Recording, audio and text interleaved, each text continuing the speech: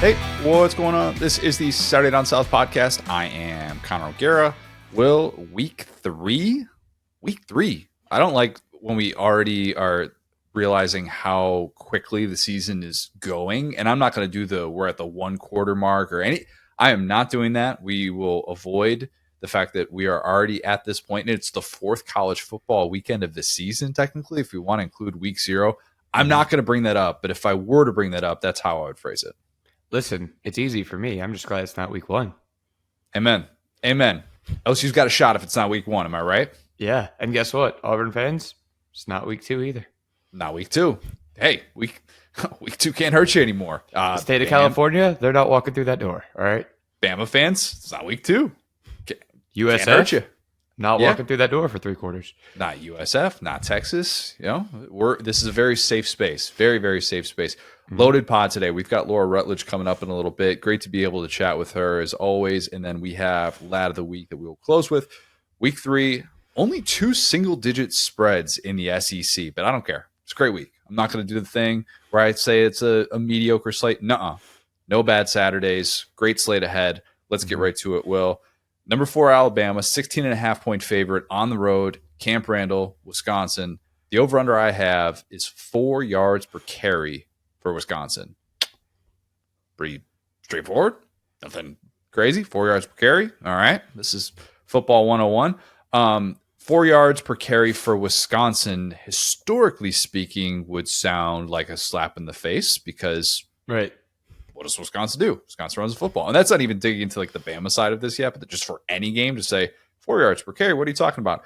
For all the great history that Wisconsin has running the football, the Phil Longo air raid, the very well-documented, well-dissected Phil Longo air raid transition in Madison hasn't exactly yielded the rushing efficiency that they've been looking for just yet. Kind of a big fear going in. Mm-hmm. I'd say that's somewhat validated so far with the way that things have played out because last year Wisconsin had 10 games against Power 5 competition, ran the ball for more than 4 yards per carry 3 times. That's it. Bad. Not quite Basura, but borderline Basura it was.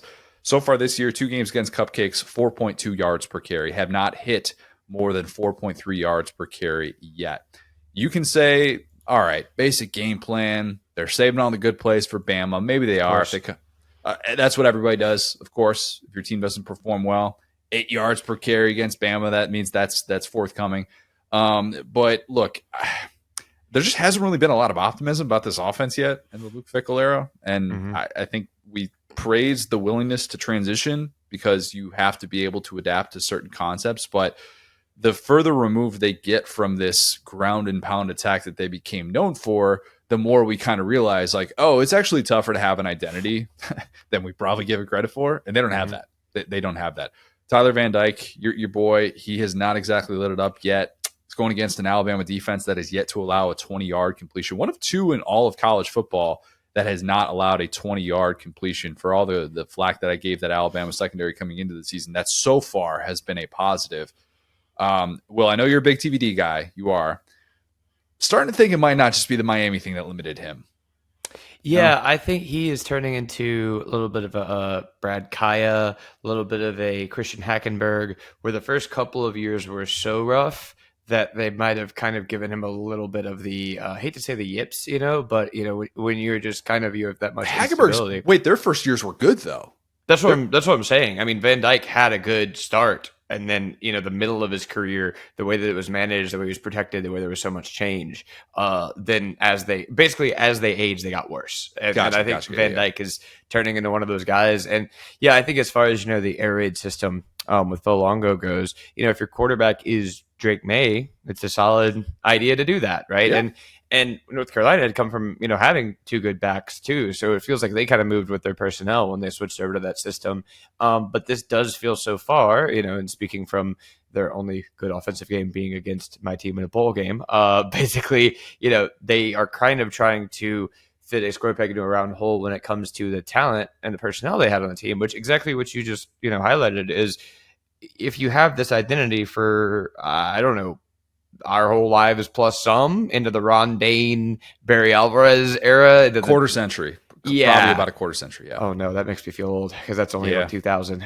Anyway, so let's say mid 90s, right? Because I think Sure. Dane was around 2000. So 99, I think, was his last year there. That was his Heisman season, if I'm not mistaken. Exactly. So he as the century was turning, they were doing that. So there was probably even farther back than that too. So point being, like when you have that and you're told, okay, your tight ends, your running backs, your fullbacks are going to find a home at Wisconsin, you really have to change the narrative. And Luke Fickell, bless his heart, he's very much giving, young millennial that is like, hey, we're going to change the culture here. We're going to bring in summer Fridays. We're going to get a kombucha machine. And I would love to see, I need to go check the Wisconsin's fan boards. I feel like I have enough fan boards to look at, but I would love to see if there's a lot of run the dang ball on there. Could be. Wouldn't be a surprise. I've got a few like kind of scattered Wisconsin fans in my life and haven't necessarily dug into their takes on how the Luke Fickell era has gone so far. But I think that there's definitely an expectation year two that they just simply have to be better. They have to be more consistent. But, I think this type of game can serve as a launching pad for the Alabama offense in the same way. And I don't know that that's necessarily going to be the case. But worth noting, last year, Milroe put up better numbers on the road than he did at home. Like think about some of his bigger games, like A&M. He was awesome. Because you could pretend he didn't hear Pete in his headset. Or on the sideline. I can't hear you, bro. I'm going to run my own play this time. It's loud out here. Tommy Reese. Oh, sorry. I don't know why I just called him Pete. Yeah, Tommy Reese. I was like, who's Pete? We're talking Pete I turned him into here? Pete Golding, bro. I have no idea why. The offensive coordinator who was talking to the quarterback. Yeah. Pete Golding shouting from his job as Ole Miss defensive coordinator, saying, Jalen Milroe, here are the plays that you should run. Yeah, exactly. Yeah, no Connor Stallions there. But yeah, I mean, it's a good point, though, when you talk about, the Bama pass defense is the strength. And now they're going against this Wisconsin offense that is just determined to throw the ball. Yeah, it is very interesting the way that things change like that. And, I don't know what Bama's going to try and do necessarily from an offensive standpoint with Milroe, like with the depth of target and what kind of looks they're going to try and be able to get for him, what it's going to be for Ryan Williams trying to find space in the passing game. But ooh, buddy, that guy. He's been great. He's been as great. Advertised, that Ryan Williams. As advertised for sure. Definitely don't feel great about 500 passing yards that he would have the under, or 500 receiving yards that he would hit the under on that. He's like 300 yards away from that with probably 12 more games. So that's not ideal. But anyway, the fact that we're talking about this Bama identity is, I think, perfectly understandable with what we talked about with preseason expectations. I don't think they have to do anything particularly crazy to win this game and win it going away. Like, they're not going to throw the football 40 times. If you have a ground-heavy approach from Bama against this Wisconsin defense, in theory, even in that hostile atmosphere, you should be all right. And I think that kind of takes some of the pressure off the offensive line with the communication issues that they've had so far with pass protection and what felt like a walking holding penalty against USF. I don't think Bama has to get particularly crazy. This can be a game in which Kalen DeBoer goes, wait a minute, I don't think Wisconsin's got enough in that front seven to be able to handle this Bama rushing attack. And even if you don't think that Bama is particularly settled at the tackle spots, you rely on that interior offensive line and you say, you know what, Jam Miller, you know what, Justice Haynes and Jalen Milroe as well, we're going to run the football with you and we're going to make them stop it. I kind of think that that's what ends up being the story of this game for Alabama, and DeBoer doing what we hope he would do, which is adjust to the personnel and don't try and round peg, square hole. I always mess that up. Square peg, round hole. I can't remember. Yeah. Either or, it plays. But I think this is where you trust an elite offensive mind to just see the mismatch. See the mismatch that you have. Don't try and get too cute with it. And I think Alabama might start off slow in this game. We're kind of asking some of those questions like, man, are they going to kind of figure things out? And then they really put it on in the second half. I think Bama wears them down, wins this one by 3 touchdowns, 31-10. Yeah, I'm fully with you there. I think that, Wisconsin lacked a little bit of that what we talked about with Bama in the preseason, where their leadership kind of got together and rallied around this new philosophy, offensively. And I think that it is just a work in progress over there. And that kind of goes down, the points we've been making, which is that at Wisconsin in 2024, you're not getting these level of like athletes, right? You definitely get some diamond in the rough guys similar to Iowa, right? But it's like you're not getting guys where it's like, oh, well, we're telling some incredible like Will Anderson level athlete to switch from a 3-4 to a 4-3, for instance, where it's like, okay, we have the guys that we got. They lost Gio on the line, he hit the portal, and don't think that guy was amazing or a world changer, but he's a space filler, right? And so that's the thing, when you start off with a roster that's not super talented in the NIL era, and then you kind of go through that attrition, I feel like they just don't have the size. Especially, again, it talks about recruiting offensive and defensive linemen when you have a ground and pound style. Well, if you're turning the ball over more, or if you're punting more, you're getting your defensive guys on the field more. So the big guys that used to commit to Wisconsin and say, hey, we're going to go fill lanes and try to keep this to a 10-17 game. So I think that, funny enough, switching to the pass, the air raid has kind of hurt them against being gap sound against the run, if that makes sense. Yeah, and think about it too, from what Luke Fickell's trying to do defensively. Go back to that playoff game that Cincinnati played against Bama. Mm-hmm. He had more defensive talent on that team than he's got on this one, no doubt. Yeah. I mean, Sauce Gardner, Kobe Bryant, that defense had dudes all over the place, and dudes in the secondary that could totally just take away an element of your offense. And I don't necessarily know that this Wisconsin team has that just yet. They are at their best in the secondary, but you still kind of wonder, like, all right, when are you going to get those studs up front? Because Wisconsin, you got to be able to play in the trenches. And obviously you can have different variations of that if you're going to try and do that offensively with what Phil Longo is bringing in. But I do kind of wonder how long that's going to take. And I don't know that this is going to be the day in which we say Wisconsin has those guys up front. Mm-hmm. And look what they just did to the number 4 team in college football in Alabama. I think that even in a difficult atmosphere, how much I love Camp Randall. Whenever someone asks me, like, what's like one of your favorite places to go, I'm always like, dude, get up to Camp Randall, experience jump around, fear for your life that the entire building could be crashing down because it's like nearly a century old. That's peak college football. Get there earlier in the year too. Don't necessarily, you don't have to go there. You don't have to be a hardo and get there like mid-November. You don't need to be there when there's snow or anything like that. It's not for us. It's not. Look, native Midwesterner, and I could say I would much rather watch football in 60, 70 degree weather than I would, with it being 35. If that makes me soft, so be it. But I do think that Alabama returning north of the Mason-Dixon line for a non-conference home and home. What a crazy concept. Something that used to happen when they had home and home with Penn State. Then Saban said, why are we doing this? This doesn't make a lot of sense. But getting back to that scheduling philosophy, I do think that's fun in itself, but I think this ends up being a game in which Bama wins convincingly. And we're reminded, yes, maybe not peak Bama, number 4 team in the country, but still a good team nonetheless with some pretty obvious strengths. Yes, and I will say, just to tack on one final point, this is the time that I feel like I might actually miss Nick Saban a little bit, because I do feel like Jump Around is just on that edge of pop culture, kind of similar to the Cupid Shuffle, where he probably knows that song a little bit, so we might have missed out on a video of Nick Saban kind of doing a little jump, just a little bit. If they're up by 2-3 touchdowns. So I'm sad that we won't get to see that, because I know DeBoer's been very kind of like low key and close to the vest, but it's a super cool tradition. And I mean, to your point, I'm right there. I think Bama will probably break this one open late the way they did last week. And the ability they had to score that many points quickly is so wild to me. So I think Bama will probably get up in the 30s and probably win by about 10. If Saban had a game at Iowa during his time at Alabama, do you think he would have done the wave? Man, I feel like he would have, honestly. See, this is what we're going to get in the new era, is like coaches seeing these traditions for what likely will be maybe the only time in their life, I mean, when LSU played USC, it was the first time since I want to say the 90s. And it was like, wow, or actually the 80s. I was talking to a fan next to me. And so it's going to be really cool to see these teams that we haven't really seen before, as, people aren't as scared to lose these out of conference games. Agreed. Fun non-conference matchups that we'll be able to see throughout, I think, the 12-team playoff era. Mm-hmm. All right, well, number 16, LSU, 7-point favorites on the road, Columbia, South Carolina. South Carolina hosting College game day. How about it? Love to see it. Absolutely love to see it. The over-under I have is 110 degrees at kickoff. Probably take the under. Maybe. As Marler always says, Columbia, South Carolina, hottest place on earth. It is. Mm-hmm. The alternate over-under that I had for this one was 3.5 shirts that Herb Street's going to sweat through. Yeah. They got to get Ben the dog, the water situation on him going if it's going to be that hot, all right?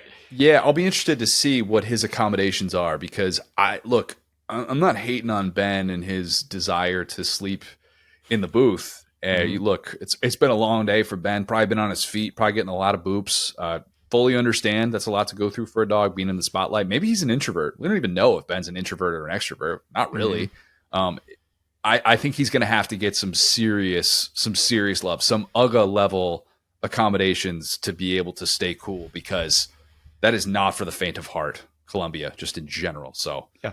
And speaking of people who need water breaks, I'm sure you'll get to this, but this is an offensive defensive line matchup for the year. I mean, when you talk about Dylan Stewart and what he's been able to do, and when you talk about the LSU line that has underperformed objectively, I think this is a really big chance for both of those units. And the fact that, the pressure from South Carolina is kind of up the middle, and the strength for South Carolina is on the the strength for LSU is on the outsides in the tackle spot. So yeah, I think that heat situation is going to be a pretty big deal in this game, as there's some massive humans that are really going to be leading this charge on both sides. Well, I think that matchup is a reason why game day can kind of justify being there. And I know it was an underwhelming choice for many to like, oh, you're going to go to South Carolina, an unranked South Carolina team, to face an LSU team that's already lost early in the season. Like, there's not a better game. And yeah, I mean, the slate is what it is. Again, no bad Saturdays. But I think that's kind of the sell, is that this South Carolina pass rush is already getting national discussion.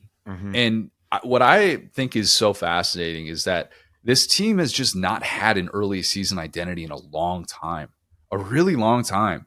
We had the moments of late season upsets with Beamer already. We've seen what that's looked like happen in 21, obviously 22 with the Tennessee game with Clemson and all that. And, we've had these moments with South Carolina, but to like come out of the gates and actually show we deserve national consideration, and here's why, here's something that anybody can see and know we have a real strength, that has been lacking for a long, long time. And, if you kind of go back to it, 2014, obviously the last time that they hosted College Game Day before this, and that was a September game against Mizzou.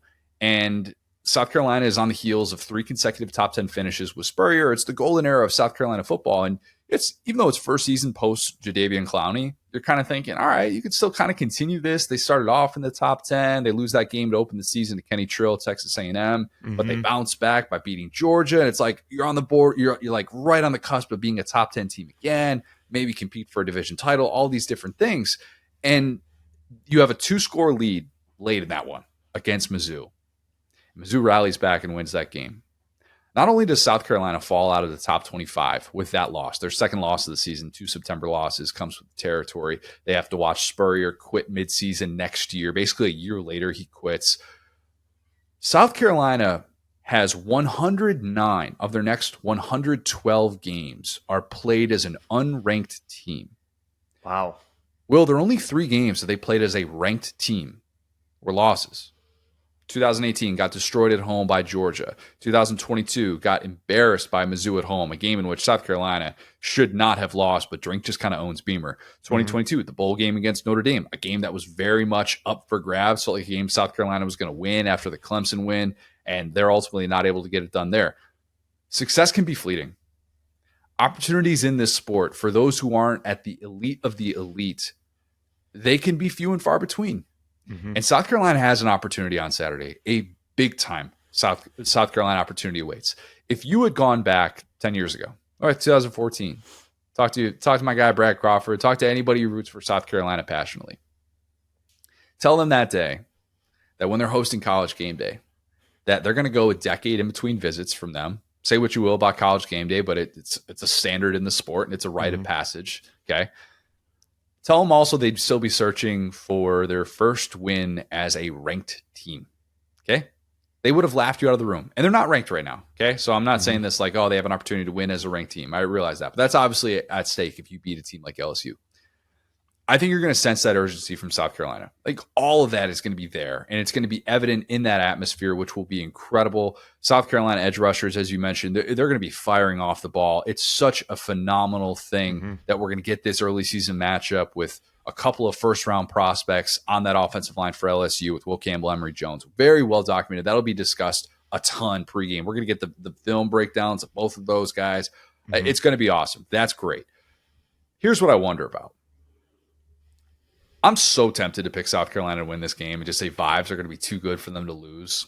But the matchup that I would fear, and this is what makes this LSU team a little bit different than last year's, I think Blake Baker scheming against a South Carolina offense that hasn't been particularly good yet, that's the biggest mismatch in this game.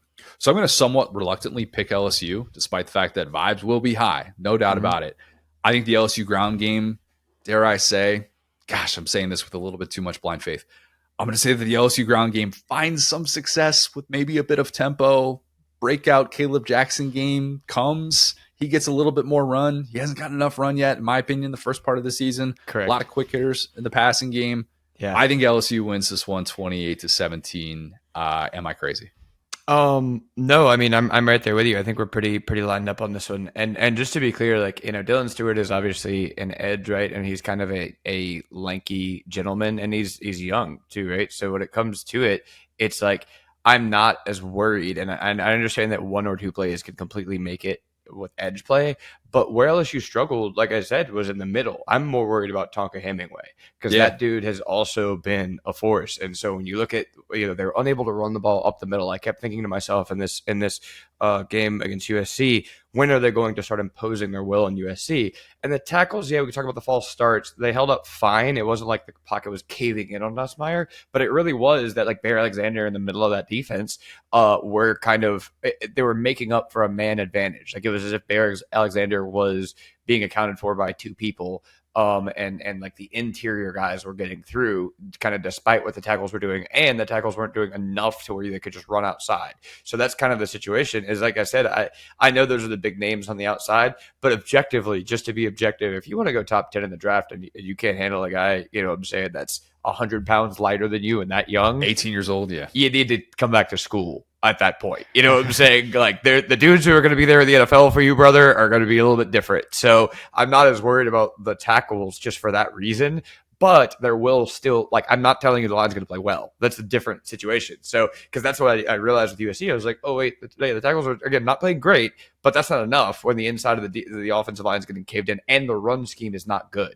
So to your point, like that's a big deal, which is that, when John Emery is like, I'm devastated that he's hurt. That's a big problem for LSU's run game because that's not ever where we want to be as a school that kind of like Wisconsin has always had good running backs. And, on the other side of that, you talk about big game performances. I mean, I think Beamer has done well objectively. He's done better in big games than he has in kind of trap games like an Old Dominion, right? And Brian Kelly is a little bit of the opposite, right? I mean, Brian Kelly, historically, you talk about the Bama win. I think the Mizzou win gets kind of underappreciated because people didn't see what Mizzou was at that point in time, and we did, right? And I think that was probably the second biggest win he's had there. The bowl games are a little bit nebulous because of the opt-outs and stuff. But it's wild because a lot of the LSU media is saying, this is the biggest game for Brian Kelly at LSU because if they lose it, it's all going to come, whatever. And I don't really necessarily think that because, we're 3 years into this thing, right? I mean, I don't think it was fun to get clickbait every week during the first year or two where it was like, oh, Brian Kelly's going to lose the locker room. Brian Kelly's this. We're just kind of all used to it at this point, right? I mean, if he was going to get fired for blowing a week one game,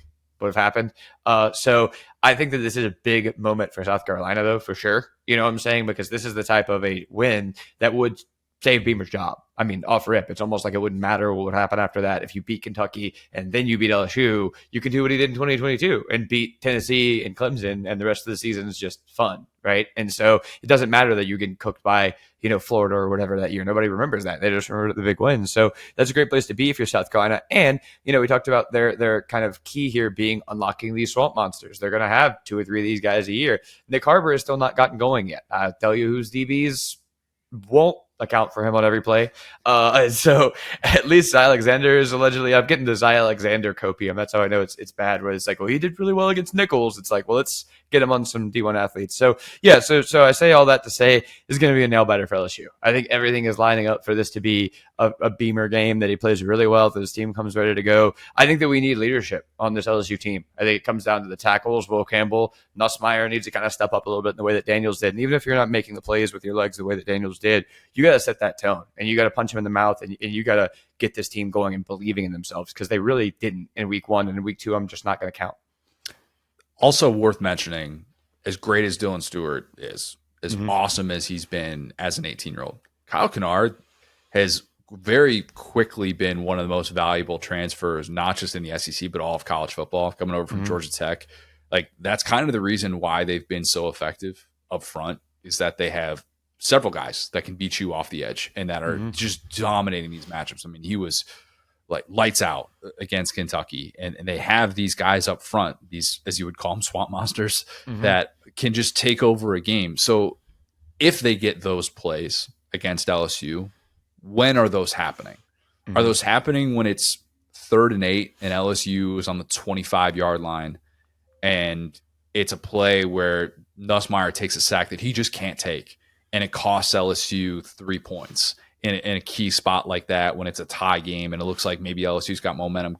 What are those plays coming from? Are they coming, early on when the crowd is just hype and it's like, all right, you get them kind of behind the sticks and it's going to be more of a dogfight down to the wire? Or are you as a unit capable of bringing this for 60 minutes? That's the question that I think South Carolina needs to answer. And, obviously they answered it in spades against Kentucky. There was really no doubt about it from start to finish. But against a team like LSU that I think is going to be conditioned pretty well to handle this, Will Campbell, Emory Jones, those guys aren't exactly taking a lot of plays off, stepping off the field. They kind of know what it's like. All right, you're going to be on the field every single down. Like, you're not just going to get subbed out or anything like that. I'm fascinated to see that dynamic, and it's going to be a pressure cooker game for Brian Kelly if this is close late, and all those questions will be asked. Because if you get off to a 1-2 start, while it is different in the 12-team playoff era, there's no doubt about it. You just know the rhetoric of what that's going to look like. Of, oh my God, Brian Kelly's not even beating South Carolina anymore. LSU regression year 3. That's something that can be a discussion if they obviously lose this game, and if they lose this game convincingly. Yeah, absolutely. And something else too is that, I mean, Nussmeier has been surgical so far, which is really not what I expected to see. And it's not just how he's looked. It's not just the stats, but it's how he's looked. The fact that I was ready to live with Nussmeier taking too many risks and having bad turnovers. And I mean, that pick at the end of the USC game was so fake, right? Because it was just like a heave at the end of the game.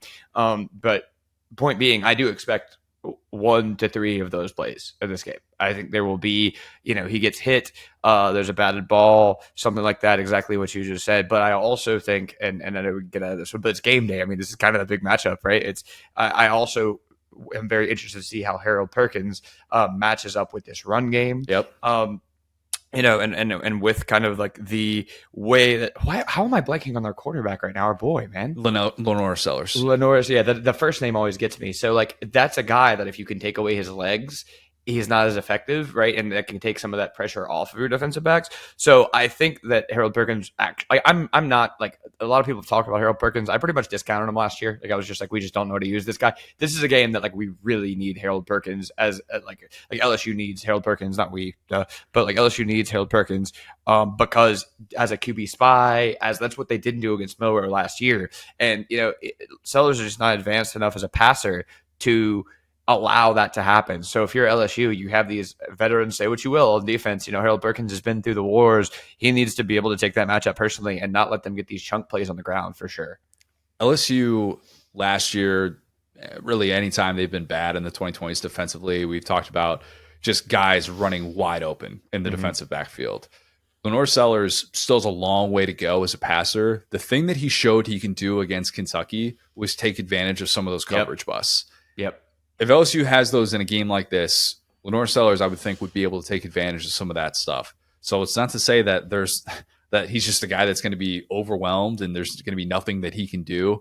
That's got to be taken care of. And if it's Nick Harbor, get that kickoff return team ready, buddy, because it's gonna be a score. Nick Harbor, gosh, just give me 3 defensive pass interferences forced. Let's start tracking those instead of catches for Nick Harbor, because that might be or tackles. He's got more tackles right now. He's got 2 tackles and what? Yeah, I think he's got 1 DPI forced and 0 catches on the season. So I need an 8K camera on Sage Ryan for this whole game as he tries to cover. Do you want that, Will? Yes, I do. It would be so funny. As long as Brian Kelly sees what I see. Anyway. Yeah. All right, number 24, Boston College. Number 6, Mizzou. Top 25 matchup. Mizzou's a 17-point favorite. How about that? We've got like 3 total top 25 matchups, and one of them is 3 points, or is a 3-score spread, just to show you how different this is than the NFL. Why is Boston College ranked, Cotter? Why is Boston College ranked? Well, Boston College is ranked because a certain Florida State team could not stay on the field with them. Correct. That's that much we know. We all saw. Never play on Monday night. You know, we talk about like Brian Kelly shouldn't play Sunday night games. No favorite should ever play on Monday night. Just don't do it. If you think you have a favorable matchup, you're going to lose it. That's just how it works out. All right. The over-under I have, 40.5 Mizzou rushing yards. That's what Boston College is allowing so far this year. Part of that, Florida State. Yeah, very much. Go figure. Jeff Hafley leaves for the Packers. In steps in Bill O'Brien, offensive-minded Bill O'Brien, allegedly. He hires a DC and Tim Lewis who hasn't been in college football in 30 years. And yeah, it's early, but suddenly it looks like BC kind of has a solid defense, which is, I think newsworthy for those that have followed that program in recent memory. But I realize that's a very ridiculous over-under for anyone, 40.5 rushing yards. Take Mizzou to hit the over on that. But obviously, like, we know the track record with this program. If you kind of go back and look at the instances in which they've been stymied, they've been few and far between. 2020 Georgia, 2020 Florida, they held Mizzou under that 40.5 rushing yards. But in 3+ seasons since then, nobody's been able to do that. The only team who held Mizzou to less than 80 rushing yards was 2021 Tennessee, 2023 Kansas State. Go figure. That game of all the games, the game that launched Mizzou into, oh my God, we're not going to be just this frustrating 6-6. Well, they realized they could throw the ball. They were like, hold on. Yeah. What's this? Money Mevis, of course, from deep. Speaking of those Mizzou backs, Will, I talked about how I regret saying Peyton Thorne was going to be the most improved player in the SEC. I think I'm already wrong about the SEC's leading rusher. I'm going to take an L on this one too. Not great. Marcus Carroll doesn't look like he's on that track.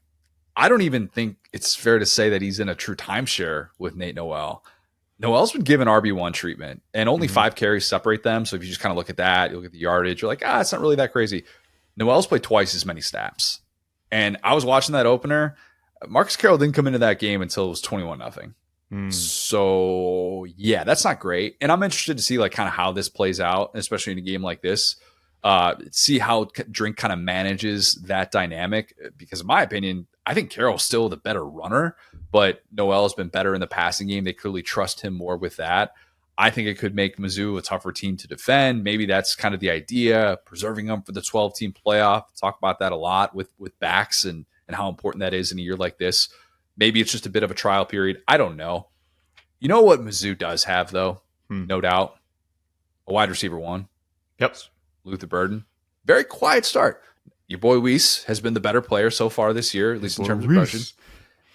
But Luther Burden feels like he's just going to have a monster game. Feels like that is coming for him because he's really been quiet since the first quarter. First quarter, it was like, oh yeah, he could have had 3 touchdowns in this one. Overthrow, there's a DPI, and then he had an actual touchdown. Mizzou's first touchdown of the year. But he left that last game with an illness, we found out. I hope he's back and good for this one. I think Mizzou's going to need him. I do. I'm surprised that spread is that big because while I very much need to put some respect on Corey Batoon's defense, who's been phenomenal so far, albeit against lesser competition, I think Boston College has a little bit of versatility with its ground game and the things that they're going to be able to do with Castellanos at quarterback. I think Mizzou wins and is leading throughout, but I'll take BC to cover. So this is like a 28-17 game. Yeah, that makes a ton of sense. I mean, when you think about it, like as you explained that, it's pretty funny, right? Because it's like, okay, RG3 / like Georgia fans, you guys kind of have this open-ended like, well, Mizzou can't get Luther Burden involved correctly. And then they figured it out. And that kind of like awakened a monster, right? Where it's like, yeah, we used to be talking about, again, like Larry Roundtree, the key to these games being pounding the air out of the football. And it's like everyone kind of dared Drink to figure this out. And then he did it. And now it's like, well, now this is a problem for you guys. So you got what you asked for. And same deal here. This is a lot more of a, 2-dimensional, or maybe if we get, Brady Cook Vic, maybe it's 3-dimensional. We've seen that happen before. So point being, this offense can hurt you in a couple of different ways. And yeah, this Boston College situation, super fascinating. I mean, this is something that can only exist in 2024, right? Where you got Bill O'Brien kind of bailing on his team in Ohio State because the other coach just decided these kids are getting paid too much money and he left. And then, you got Tommy Castellanos from UCF, who was like pretty solid, but lost the QB battle because Gus is now at UCF and mismanaged that. Yeah. And so it's like just all of this coming together is so interesting. And it's like, so yeah, point being, I think Mizzou, like I am I hate to say this diminutively, but I'm stoked for Boston College, and their fan base should be stoked. But Mizzou just feels like they're kind of farther along in this process of rebuilding, and it's awesome what Boston College has done in kind of a short off season. Right, they've already gotten the win against FSU. They've already gotten ranked, which feels like first time in a long time. It just feels like two schools that are at different places, but both kind. I mean, Boston College probably is going to look a little bit the way that Mizzou used to, so maybe a little bit of a blueprint here. Some are saying it's the glory years for Northeast college football. Some are saying that. Yeah, Syracuse. 1920 and now. Look at that. The Roaring 20s are back, boys. Yep. I mean, just had to take ends. Come on. Yeah. Just had to take the Patriots just being a shell of their former selves for college football to have a moment in the Northeast. Some are saying UMass is going to be on the rise this year. Future we'll get Mizzou to see. Opponent. I'm just saying, Ryan Bamford probably is working on a pitch somewhere saying Northeast football, look out. Come to our house. He's going to create his own conference. Yes. I'd join that conference. I would in a heartbeat. Let the record show. All right, Texas A&M, 4.5-point favorite against Florida. The over-under I have, 4 first-half snaps for DJ Lagway. God, I hope it's over. I really hope it's over, Will. Billy has said that they're going with a 2-quarterback system. Well, did he say that exactly? I don't know. I don't know that he officially said 2-quarterback system. He said he's not starting Lagway, is what he said, but he's going to play. He said that they're both going to be involved, and yeah. He's very clearly keeping it close to the vest with Graham Mertz's availability coming off of concussion protocol. We are recording this Wednesday afternoon, so by the time that people are listening to this, we'll have a bit more clarity on what that looks like with these new injury reports in the SEC. Maybe we won't have any more clarity. I don't really know. I would imagine that he's probably going to find a way out of that clarity. But if Mertz is still coming back from the concussion, obviously, and Lagway is getting them the start, the over on those 4 first-half snaps, that'll hit. But I put that in there with the first half distinction because I don't think Billy wants to run a 2-quarterback system. I don't. Okay. I'm not saying he should. Don't think you should.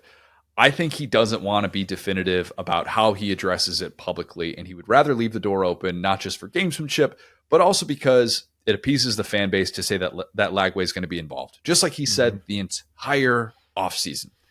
The problem is what happens if Lagway comes in and leads a touchdown drive after a slow Mertz start? You going to put Graham Mertz back into the game? You're going to get booed when Mertz comes back into the game, and then now you got everybody against your QB1? I don't know. Maybe that'll happen. Maybe it won't. Feels like a very fluid situation. And while I do think that Billy's allegiance is very clearly to Graham Mertz based on everything he has said and done since he brought Mertz in, look, his allegiance is to not having to relocate his family, I feel. Yeah. I think that supersedes everything else that's going on here. But this, I do wonder. I would love to have truth serum of coaches that are on the hot seat publicly versus how they view it. Sam Pittman knows it. Sam Pittman is admitting to the production crew, I'm coaching for my job. His athletic director had a vote of confidence late last season saying we are keeping him as our head coach. If your boss does on that. Hayes Fawcett graphic. Wait, say that again? I said on a Hayes Fawcett graphic, one of those recruiting graphics. God, that was not firing Sam Pittman. They should have photoshopped him into a stadium. Oh man. If your boss does that, you might be on some borrowed time. Now, Billy's boss hasn't done that because Scott Strickland is, obviously his future is very much tied to Billy. He's also coaching for his job. Yeah. I don't think just one of them gets let go. Yeah, I don't think so either. I think it'd be both of them. Does Billy feel like he's coaching for his job? Does he feel like he's making this decision at quarterback with his future in mind? Because I really don't think he's doing that. I think he's, for everybody that's oh, well, you got to give him Lagway. You got to show the fan base some promise, and this is why you deserve to stick around, because if you leave, then Lagway is going to leave. I don't think he views it that way. I really don't. We all might, and that's perfectly fine. I want to see more DJ Lagway. I have been saying since this kid signed, I want to see him play a lot of football. That would make me happy as someone who likes to see great quarterbacks play football. And so far, so good. He looks like he has all of the tools to become a great quarterback. I don't know he plays in this game as much as Florida fans want him to. I really don't. I think this is going to be fascinating for the matchup as well with that Texas A&M defensive line, something we've talked about a ton. I don't know how Lagway would handle Shamar Turner, a Nick Scorton rushing him. I don't know what that would look like. I do know that I watched Graham Mertz navigate, air quotes, Tyler Barron that season opener, and it wasn't particularly good. The hit from Tyler Barron is the reason we're having this discussion and the reason why we're talking about Mertz being in concussion protocol. I feel like we're going to see Mertz. I feel like we're going to see a lot of Mertz, but the notion of Billy trying to like calm the Lagway buzz before his first SEC start, that could also be a thing. I won't dismiss that entirely. I'm going to do something stupid here, Will. We don't have a stupid alarm, but if we did, it would be going off right now. Like the alarm that goes off when you're in reverse and your camera on your car is like, there's a car coming. Don't go anymore, you idiot. That's going off right now. A&M hasn't won a true road game in 3 years. October 16, 2021 at Mizzou. Something we talked about. I think that continues here because there's just no way. There's just no way that Florida can possibly be as bad as it was in that season opener. There's no way. A&M's offense is traveling for the first time. As much as I'm still a Connor Wigman believer, I don't think he's going to go full Cam Ward on Florida. I don't know that he has that in the tank just yet. You? I know. You? Look, I'm going to pick Florida to win 24-21. Mertz starts. 3 plays from DJ Lagway that we get. They don't make any sense. One of them's a handoff. Florida fans are really underwhelmed. But not underwhelmed totally because Florida gets a win. God, I don't feel good about that at all. I went back and forth on this one all week, man. Oh, man. That's okay. Is Billy a send Lagway in for a handoff guy or like a play him at receiver type of guy? No. I will boo from home if he plays him at receiver. I will boo from home. He will hear me from my rural Central Florida basement that totally doesn't exist because nobody has basements here, Billy. Basement there. God. Yeah. I'll say this, right? We always talk about it's a scoreboard situation, right? And the things that people love about you when you're winning are the things that start to rub people the wrong way when you're losing, right? So like a guy like Sam Pittman, well, he's a player's coach. He's one of the boys when he's winning. And when he's losing, it's like, well, he's in over his head, right? So give a couple more comparisons here. Dan Mullen, right? When he was snippy, when he was winning, it was cool. When he was losing, it became spiteful. Okay. So I said this last time and I fully believe it. Although they are incredibly opposite people, I think that Billy has found himself in an almost identical situation to what Dan Mullen found himself in. Yikes. And it's the opposite that's making him this way. See, Dan Mullen started to play Anthony Richardson out of spite. It was pretty clear, right? Like he almost set up Anthony Richardson to fail. First start was against Georgia. Yeah, like that's kind of like above the like that's being a jerk. There's no 2021 Georgia, like maybe the best defense, I think we've ever seen. Yeah, like that was not setting up a kid for success. Yeah. And hey, we could talk about how bad my Graham Mertz bet was, but I also drafted Anthony Richardson in a fantasy league, and that guy can play a little bit. So, point being, I think that. Even though Mullen could be a little bit catty and that kind of turned on him, Billy has been very confident over his whole career, right? And when you're making the game changer coordinator, when you're adding your staff is ballooning, when you're hiring all these people, when you're quote unquote poaching your 4th and 5th choice from different schools, overhauling the nutrition program and gaining 500 pounds of muscle twice. Now hold on, we're taking out the first time he overhauled the nutrition and weightlifting program because it was subpar. We got there, all right. Yep. Now he's changed it again. Yep. So point being, it's confidence when you're winning and when you're beating Utah pretty much.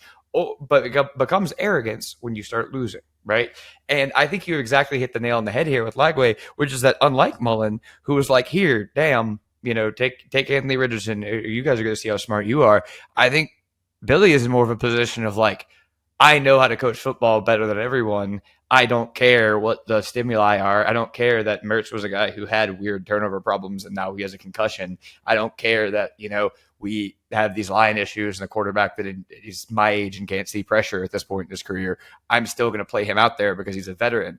And so to your point, like I joked about relocating his family, but I think when you're wired a certain way, I think you're exactly right. I don't think you can change your stripes at that point. And I think that for him, he's still going to go with what he feels gives his team the best chance of success, because I don't think he is the kind of guy like Mullen who is trying to take these little jabs. I think he truly just sees what's right in front of him, and I think he's a little bit confused as to why he's not working at Florida, because I think at ULL it worked out great for him. So I think he's just waiting on it to just spontaneously change. And so point being, I really think I've actually kind of changed my opinion after hearing you explain this. It's like, yeah, I don't think he's going to come out there and play Lagway a ton of snaps to appease the fans, because I think that he, say what you will about him, has done things his way the entire time, right? I mean, he's hired these coordinators that are like recruiters. He's done things that are against the grain. And so he's not just going to go out there and be like, okay, guys, we're going to do a fan vote. Who's going to call the next play? Like, this is not fan controlled football. So in the back of his mind, he probably still thinks he has the confidence that he had when he interviewed for the job, where you're saying scared money don't make money. And he's showing, I think he believes he's one of the best offensive minds in the sport. And so I think at the end of that's a fact, right? It's how he's done everything. When you talk about play calling duties, when you talk about that type of stuff. So I think we all try to relate to college football coaches as much as we can, right? And I blew a 2-point conversion last night in my online NCAA league, and I felt like Brian Kelly. I get it, right? But at the same time, it's really hard to relate to these humans because they're so different from us. And so whereas fans might see it as obvious, like, oh, you got to play Lagway. He's this guy you're trying to sell hope, even try to keep your job. To Billy, he thinks that winning is going to do that because he thinks that he can beat this team. Now, that being said, going back to Sam Pittman briefly, it was the first time Arkansas ever won in the Swamp ever last year. Correct. Was that like the best Arkansas team you've ever seen, or was it like the worst non-Chad Morris Arkansas team you've ever seen? It was pretty good among the 4-win Arkansas teams that I've seen. Yeah, that's fair. Depends on how far back you go. But yeah, I mean, like, definitely not a Houston nut team. You know what I'm saying? That team had 5 wins with the great running backs. But point being, like, I believe in A&M more than I believed in Arkansas last year, right? So at the end of the day, like, I think Florida has objectively gotten a little bit worse. And say what you will about them getting worse, they don't have their quarterback. So it's pretty easy to say they're worse than last year, because last year they at least had their option A. And you could argue, oh, will it be better, if like you never, ever, ever, ever want to say this, but it's like, well, it would be better if, Mertz didn't wake up feeling great and Lagway just ended up playing. Probably, right, in terms of the actual X's and O's of the game. But that's not the world we live in, right? It's that Billy is probably going to play this guy, and concussions are one of those things, especially, look, man, you played football, I did MMA, I'm just going to be real with you guys. Guys will never take themselves out for concussions. It's something that players and athletes see completely differently than fans. You can't evaluate a concussion unless you really take somebody in for like an MRI or you really get in there. And most of it's about how do you feel. And so it's really hard for a coach to take a player out unless they're like seeing triple, or they're like looking at the wrong sideline, like Bryce Young or something. It's hard to take a player out for that. So I think Mertz is going to try to hang on to that job because he knows this is his last shot at playing college football. So at the end of the day, if you have a coach and a player who are both invested in that, then I think it's going to create a liability, right? So point being, I actually love A&M. I think their pass rush is arguably better than Miami's with those couple of guys that you mentioned. I think their offensive line is just as good, if not better, than Miami's, right? In terms of, that's sort of being fair to Mario.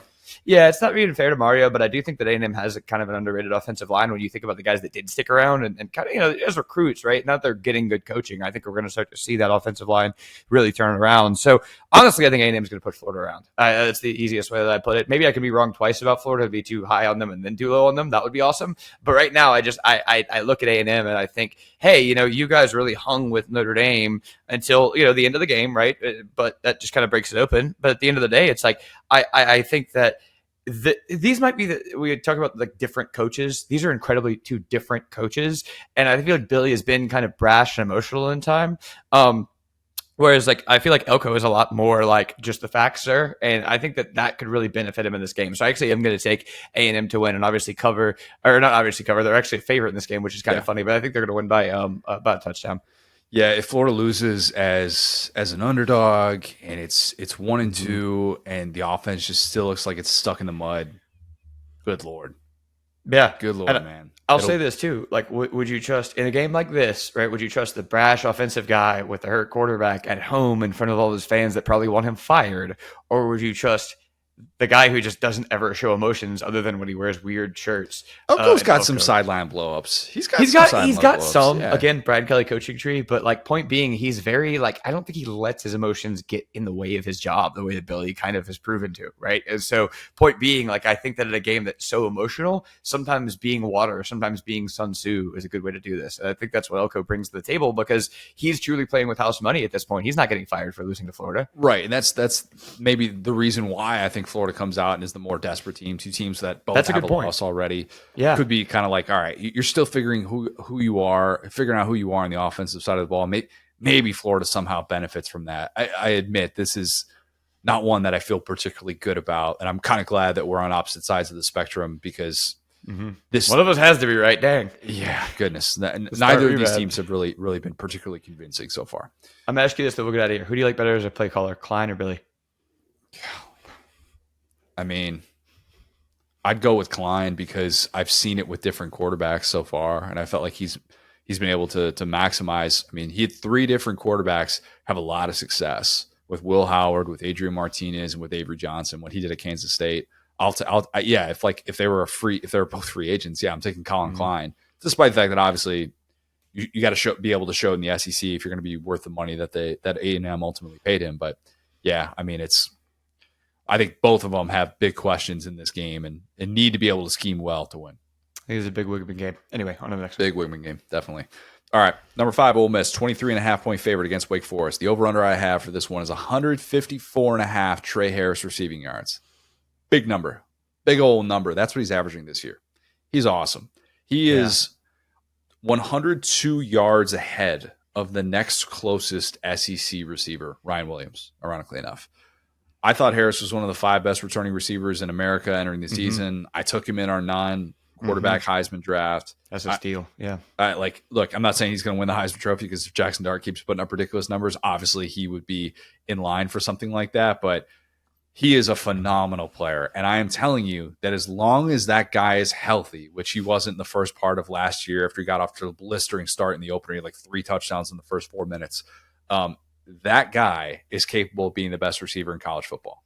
And I say that as someone who loves Luther Burden. I love me some T-Mac. Those guys are great.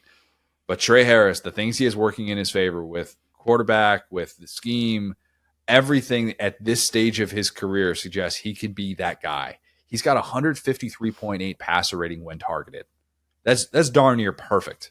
That is really, really good. That is pretty remarkable when you consider that he leads FBS with 7.2 yards per route run, and 12 of his 17 catches went for at least 10 yards. He has been making plays left and right. He does it with his route running. He does it after the catch. I mean, I'm not going to be surprised at all if he has a 200-yard game against Wake Forest. It will not surprise me. I don't think Wake Forest fans would be surprised because their pass defense is basura. 105th in the country against the pass. It's been an issue for them for what feels like the last several years. This should be a field day for Jackson Dart, even if he just wants to lock in on Trey Harris the whole time. Juice Wells has been good to start the season, but Trey Harris is the guy. He is that dude. The side-by-side of Jackson Dart and former Brian Harsin quarterback Hank Bachmeier, it's not going to be pretty. It's not. I think Wake Forest fans know that. I do. I think Ole Miss wins this going away. I'm going to say that they cover, and it's 42-14. Yeah, I'm right there with you. This Ole Miss season, I mean, this is a fan base that has definitely seen all the highs and lows that college football can bring. Most of the season should be pretty stress-free for Ole Miss. I think that continues here. And I think, in terms of fan bases and loyalty and the atmosphere there, like I think they deserve kind of a cupcake schedule, or cake schedule, whatever it would be. So I think this is going to be one of those. You could talk about their schedule, but at the end of the day, ask South Carolina, Alabama, even LSU to a degree with Nichols, right? Like, you don't have to take care of these teams. Plenty of teams have struggled with like these kind of like lower competition teams. Wake Forest was pretty good a couple of years ago. So yeah, it's not obviously their fault. So point being, I think they're going to smoke Wake Forest right there with you. 42-14 sounds about right. Once upon a time, this would be a really intriguing matchup. We were talking about Sam Hartman against Jackson Dart. Yeah. That'd be really fun. Like, shootout. This is going to be a really good back and forth game. And for whatever reason, the timing that that Ole Miss has had with some of their non-conference matchups recently, and with like Georgia Tech and stuff, it just has not lined up particularly well to add to their strength of schedule. And this is another one that feels like, man, that spread on the road feels like it's really telling. And I'm interested to see kind of, can this Ole Miss defense keep it up? Because the numbers that they're putting up so far, I mean, they're stupid, they're ridiculous. Obviously, they are facing much lesser competition than what they will see, even with a favorable SEC slate. But Wake Forest has still been able to put up points in years past, and is that going to continue on the road? Are you going to be able to do that consistently week in, week out? Are you going to have some of these coverage busts that Wake Forest is perfectly capable of kind of exposing with the things that they like to do in the passing game? So, yeah, look, I think your boy Pete Golding confirmed not Alabama's offensive coordinator last year. Mm-hmm. I think he continues what's been a really solid start with all of these moving pieces, all of that talent that we've talked about coming via the portal on the defensive side of the ball for Ole Miss. All right, last one here. Number 1, Georgia, 24.5-point favorite against Kentucky. The over-under I have is 5 reminders that this is a reunion for Brock Vandagriff in Georgia. Probably take the over. Probably take the over on that. Mm-hmm. I've mentioned this here before, so I'm not trying to repeat myself too much, but spent a little bit of time with Brock at Kentucky at their facility back in February. Bush Hamden, I remember, was literally about to board the plane to come to Lexington. He had just gotten the job, and he's just, trying to learn everyone's name. Forget like trying to install an offense. He's just trying to like learn everyone's name. And I'm sitting there with, Susan Lax, who does tremendous work as Kentucky's SID, and she's like, doing like the faces with the names and stuff, just so that the offensive coaches like can figure this out and can kind of come in and have an idea, look at a kid and be able to identify who it is. That's the stage that they were at this place. So I'm not saying that I was there when they felt like they had the offense figured out or anything like that, because to that point, Brock Vandagriff is still just waiting on learning what type of offense he's going to be running. You could throw routes with receivers after practice and do all that stuff after workouts because it's February, but they didn't want to dig into, at that time, he didn't want to talk about that Georgia matchup. Wasn't going to talk about that in depth. It's like you don't even know kind of who you're going to be from an offensive standpoint. You have an idea, but he said only super positive things about Georgia, of course, and his experience there, and how when Todd Monken got to Georgia, he's like, he got there, I guess, after Monken got there, but they get this playbook and it's massive, and he's looking around going, they're not going to dumb this down for us at all. Like this is what we got to learn. It's kind of like when you're in college and you kind of get that, that syllabus, and you realize like, we're going to be doing what every single week? Like that's crazy. I'm really going to have to spend a lot of time on this. But one of the things that Brock did say about facing his former team, he said, it'll get here, and when it does, we'll be ready. It's here, Will, and I don't think Kentucky's ready. They're ready. I don't think they're ready. You just hit on why quarterbacks never give the good quote, because you never know what you're going to be. You couldn't have anticipated getting smoked by South Carolina, but I'm here to tell you right now, even saying we're ready sounds like a bad thing. Yep. Sounds, I don't know that I don't know that he's going to look like he's someone that is in midseason form just yet, because last we saw of him on a football field, it was ugly. I mean, there's just no sugarcoating it. It was ugly from top to bottom on the offensive side of the football. And yeah, they did a couple of things in the running game, but that was so bad from the Kentucky passing offense. There's just no world in which 6 months ago, when I had this conversation with him, that he thought he would be getting ready for Georgia while trying to move past the worst football game of his life. And those two things are very different beasts to try and conquer. And it's not ideal when they're coinciding with one another. Time will tell if Georgia or South Carolina has the better group of pass rushers. I shouldn't say the best, but the better group. The good news for Vandagriff, if there is any, is that it doesn't look like Michael Williams is going to be back. I'm pretty sure he's still going to be kind of banged up for this one. Early comments from Kirby Smart. He's in a walking boot, still working his way back from the injury he suffered against Clemson. Not the full arsenal of Georgia pass rushers. I don't know that Kentucky's big blue wall, again, air quotes, the gate. I don't know that the big blue turnstile. gate. Yeah. I don't think they're licking their chops to face anyone at this point. Okay. And that's not to discredit South Carolina and what they did, but they were so overmatched, Kentucky was, on the offensive line, that there's no world in which those guys should be assuming that they're going to win one-on-ones with Georgia. They should be hopeful that the scheme is going to be tremendous, that they're going to get running backs who can pass protect, that they have Brock Vandegrift looking downfield and feeling like a guy that's confident and that can, show mobility, I would be more focused on that. You can talk about winning your one-on-ones all you want, but Kentucky will need that just to stay on the field with Georgia for 30 minutes of this one, much less 60 minutes. Mm-hmm. I already said randomness of the sport could yield some baffling results, and watch Kentucky make this a fourth quarter game. And we'll just be like, that makes no sense whatsoever. We just watched what this program did against South Carolina, and now they're going to play 60 minutes against Georgia. Look, never rule it out. I don't see that happening. I'll take Kentucky to barely cover, but it's a 30-7 Georgia win. That isn't exactly a game that's going to make Kentucky feel particularly good. Carson Beck is going to be working, I think, with some short fields, and it's going to feel like it's over by the time they go to the break. Yeah, and to be clear, yeah, it's a 24.5 point spread. So like there is really no moral victory in covering from any standpoint. We could talk about what this means for Stoops and all that after the game is played. I think it all depends on how it gets played. But Will, can I ask you? Sorry to interrupt. Do you think Stoops has a pony up comment in the holster for this one, or do you think if they lose this going away, it's not going to come up? I think that losing this game with the transfer quarterback is significantly worse than losing it without the transfer quarterback. Whenever you talk about, and I mean, granted, they technically had they had transfer quarterback last year too. They had two different. Yeah, you're exactly right. But talking about the 5-star guy from the Blue Blood program, like when you go, there is a little bit of a, I believe, price difference between those two style of players. Even going back to Levis, it feels like I don't know, right? I don't know anything when it comes to this stuff. It's all behind the scenes, but it feels like Levis was like bargain bin and it worked out for them. Then it feels like next year it was kind of like, we'll see how this goes. And then Vandegrift is pretty like, we know his name. He's been around. Those guys typically do better with NIL because they have more clout to them. So yeah, I bet he was second. I bet if we're doing like starting price, which is actually like a really interesting exercise of like who was most expensive to acquire to least. Mm-hmm. I bet Leary was most expensive. I bet second most was Vandegrift, and then Levis was probably third. He had to be. Yeah, I think there's a big gap between 2 and 3. Yeah. Regardless, and 3 is Levis. But yeah, it's interesting, right? Because let me say it like this: from a PR standpoint, at least from fan standpoint, they at least know Vandegrift. Maybe they were dialed into a little bit NC State. Sure, I mean, who doesn't appreciate Tim Beck, right? But at the end of the day, like I think this is kind of you got this Viking. He's showing up from Georgia. He's here to save us, and in a way that especially with Levis or with Leary not working. So point being, I think that like this is going to be an interesting like. So here's what I was going to say too.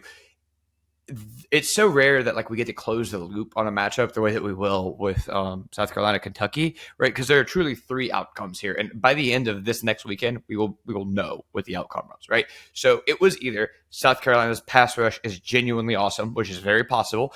They're playing LSU at home. If they push around that offensive line, okay, good job, Beamer. You might have just saved your job. You have a great pass rush. Or is Kentucky unfixably broken, right? That's option 2. Is the line so trash that they're going to get pushed around to like Arkansas levels last year and like it's going to get ugly fast? Okay, that's option 2. I will present a third option, which is this the 1-3 Stoops puke on his shoes games that we tend to see every year? That's the third option and we can see that if they play well. You're saying if South Carolina, if Kentucky. What would be the South Carolina loss? We would look back as a puke on the shoes game if South Carolina gets destroyed by LSU. Is that what you're saying? No. I'm saying if Kentucky bounces back against Georgia and their line holds up and they look like they've played football before, and at the same time South Carolina plays well against LSU, then that was just clearly Stoops puking on his shoes. Like it was a good like matchup, but they just didn't show up ready to play. You know what I'm saying? And so like I think that's the third option that sometimes can happen with Stoops, where it's like, hey man, I don't understand this. Like sometimes there's a game where they just show up and aren't ready to play. So I think that because these 2 games are going on, you really could have an outcome where you go, yeah, I think Kentucky just wasn't ready to play last week. Like I don't think this is really like anything beyond that, because we've seen Stoops turn around seasons like that too. We saw Stoops play really well with Levis in that game that they held Georgia to like a single score game. It was an ugly game that didn't feel like Kentucky was ever really going to win, but it was like that one Levis game. I believe that was in 21. The 21 game, they barely covered the spread because they went for it on the last play of the game, and Wandale was diving into the end zone, I remember. But it was still a game that Georgia, I believe, won by 15. It was something like that. But Kentucky barely covered because of what they did. And at the time, again, the 2021 Georgia defense, I think I'm thinking of 22, great. The one that was like 10-16. The one that was like in the rain, like just a wire to wire slugfest the entire time. Yeah. That was a very low scoring game in which Georgia was up throughout, but it was I mean, not a game that you ever felt like Kentucky was going to win, though. Yeah, you know? Like they weren't getting curb stomped, which is like likely with a 24.5, like that's a curb stomping, no matter how you slice it. So all I'm saying here is that we have like those outcomes where it's like we'll be able to know about the Kentucky offensive line, the South Carolina defensive line. We'll be able to know about, this quarterback. Like, do they have a problem with Vandergriff? You'll be able to tell against Georgia. So, like, it sucks that it's a matchup. Like, you would think that that South Carolina was in a position to get overwhelmed by a Kentucky team that had, okay, we finally get everybody in the same room. These receivers are starting to not drop the balls often. We're starting to get on one page. Oh, just kidding. We're going to get smoked off the ball here. Is that an outlier? Because when you see Georgia, it's like Georgia is obviously going to be one of the most well-coached gap sound teams in the country, right? So it's like they're not going to make mistakes. That's one thing that Georgia, like Kirby will line up at a 3-tech if it comes down to it. If that's what it takes him to have a pass rush, he's going to do that. And so Georgia, and you're right, like Michael Williams and all that, like they really haven't had those guys post maybe like a 2021 where it comes to like, the top 3 of the top 10 front 7 guys are all on Georgia. It feels like their defensive backfield has been a little bit more of their strength since then. And we kind of talked about that through all of 2022. Like who is, the guy on this team that is going to fill these gaps left by, Davis and those boys. And it really just never got filled. It was kind of a group effort. Jalen Carter. Yeah, that's also very fair. Yeah, Jalen Carter did do that, but it used to be 2, 3, 4 guys. Even going back historically with Georgia, they've always had those kind of guys, and we get to learn those guys. That's the key. It's sometimes because it's a group effort, you don't get like the situation of like a Dylan Stewart, where it's like, hey, that guy might not even have the opportunity to play at Georgia. Not that he shouldn't, but he wouldn't even have the opportunity because there'd be these guys who are like in the weight program, know the plays a little bit better ahead of him. So point being, like Georgia would rather it be a group effort, right? Like, and you'd even see that with like the Alabama. It's like as much as great as like Will Anderson was, those Bama defenses were better when they were kind of like more the Jonathan Allen mold, where they had like all the front 7 guys were coming after you. So point being, I think that's the mold that Georgia's trying to build here, where it's not we're leaning on one guy, Chase Young / Bosa that's going to either generate pressure or not. And if you erase that guy, we lose. So you have to be sound when you play Georgia. You just have to. It's not erasing one guy. It's not getting lucky. It's the fact that over the course of a game, we will see the talent level, the structure, the preparedness of this team. And like I said, I just unfortunately think that it could get a little bit ugly for Kentucky if we see the same version show up against South Carolina, because you're right. Like South Carolina really did get a lot of those opportunities. They converted a lot of those opportunities where it comes to hitting the wide open guys, all that stuff. Carson Beck will not think twice about that. That's the thing. Yeah. Carson Beck is known for, and like say what you will about like the Bobo offense, but the whole scheme of the Bobo offense is don't make mistakes and hit the open guy, right? It's not even like a Monken offense where it's like, oh, you got like this middle screen going on, you got to read this guy and do this. It's like, no, we're going to throw it in slant route, a toss, and we're going to make them stop it. And if you can't stop that, which is very possible for Kentucky right now, it's gonna tell a lot about where Kentucky is, not so much Georgia. I think there are going to be some bad optics with 3-man rushes getting home against Kentucky. And that's going to spark the questions of what is Kentucky at this point? If you can't even hold up against that, and if that's the worst thing that we're saying about you, where's the culture? Where's the identity of this program that was such a staple for such a long time for Mark Stoops? And if that group is struggling, it is definitely an indictment of where this program is at. And if they're not able to just do anything offensively, which after last week, some runs here or there, that's about it. I think that we're going to be asking some very gloomy questions about Kentucky. And with Georgia, obviously, this would be business as usual. So I don't really think that changes the conversation. But Kentucky fans are bracing for it. They're very much bracing for it. And that's why that spread is so unbelievably massive. Yeah, for sure. Let's close with some lock of the week, Will. Last week, your boy Nebraska is back, folks. Good God. I'm pounding the table. I need to text my guy. Good reference. Nice callback there. I need to text my guy, Doug LeMaurice, and be like, hey, so did you see that an SEC team that beat a 4-win team at home, who has not beaten AP top 25 team in 7 years, they got into the top 25? Did you see an SEC team do that? Because Nebraska just did that. Just saying. Wow. Just saying. Whatever. First L of the season. It was not a bet for Colorado. It was a bet against Nebraska. Hand up. Got it wrong. Dylan Raiola looking good so far. Don't need the Pat Mahomes stuff. Still don't need that. Losing bet. Hand up. Okay. Your boy can't win them all. I'm going to win them all from here on out, though. So mark my words. 1-1 is about to turn into 2-1 because, well, UCF's a 2.5-point favorite at TCU. We're betting on Gus Malzahn now? Well, when you put it like that, Fox, 7:30 Eastern kick, little KJ Kendall Briles reunion. Yeah. I don't know that he's going to be like, dude, you should have seen how bad it was with Dan Enos. Dan Enos had me taking snaps under center. I hated this. It sucked. I miss you so much. Mm-hmm. UCF has faced nobody, absolutely nobody. So little bit of some trust in KJ. I feel like I haven't said too many positive things about my guy this offseason. I'm doing this just because I need to still be the number one KJ guy. I have nothing to back this up. No actual data. I don't know the exact splits, but my mind is telling me that KJ is a nighttime guy, mm-hmm. and that will help in this game. When the lights come on, KJ's at his best. That's what I'm just going to be saying every time he does anything of significance on Saturday night. UCF had some sneaky 12-team playoff buzz a little bit. I wasn't giving them that kind of love. I'm not putting them in the contender category in the Big 12 or anything like that. But I am on board with the Knights being able to establish that ground game with a 4-headed rushing attack that they've been able to establish in the early going here. I'm going to take them to win what's kind of a pick 'em at -2.5. This is going to be definitely multi-viewing for me on my YouTube TV. I made the switch. Mm-hmm. Made the switch to YouTube TV. I have not been a multi-view guy with games. I'm like, give me my one on my laptop, my one on my TV. I'll flip back and forth with another game. I don't like to just have like a million things going on at once.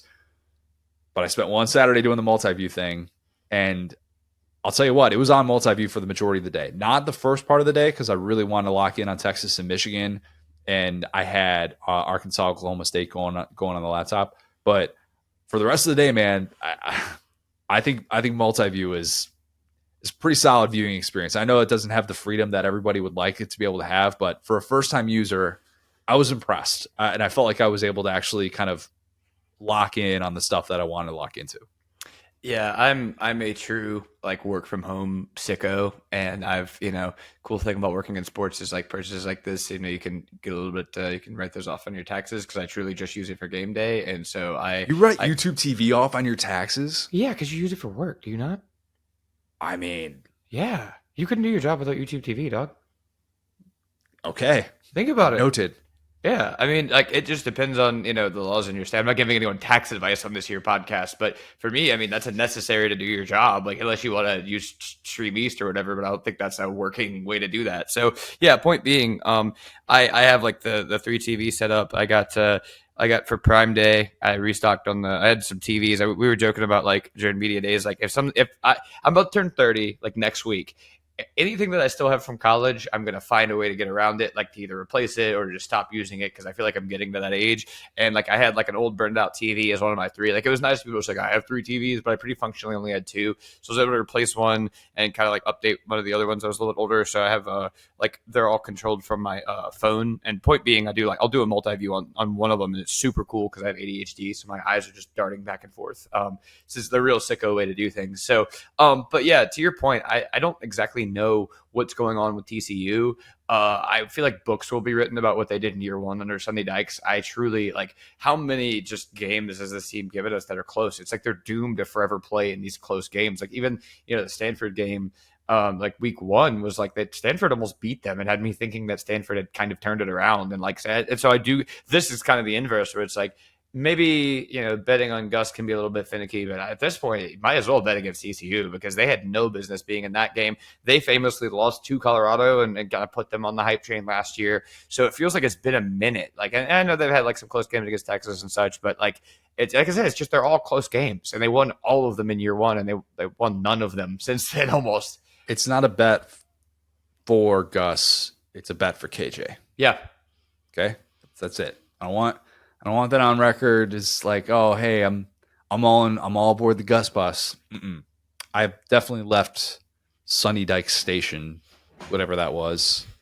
It was brief. It was fun. Yeah. It was a trip. They had remember the horn frog with the Hypnotoad? The Hypnotoad. Yeah, that's what I was searching for the name for it. Yeah, good call. They had the Hypnotoad. Remember that? Oh, yeah. 2022 was wild, man.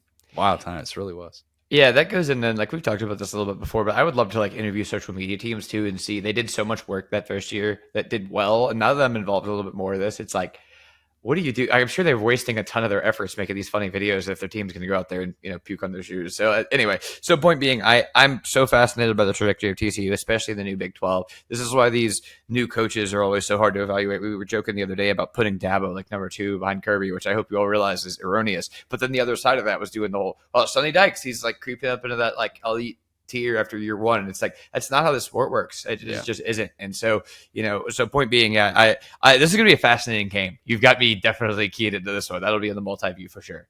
Got to be on the multi-view.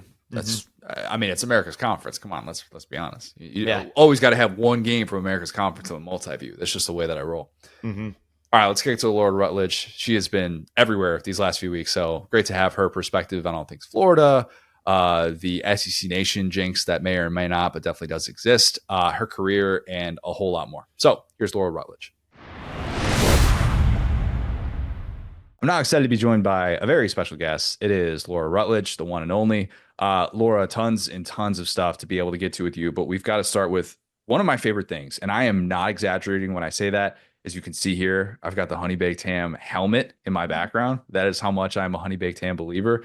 You're partnering with Honeybaked Ham once again this football season. Tell us about all the new things that Honeybaked Ham is doing and why it's become such a game day essential.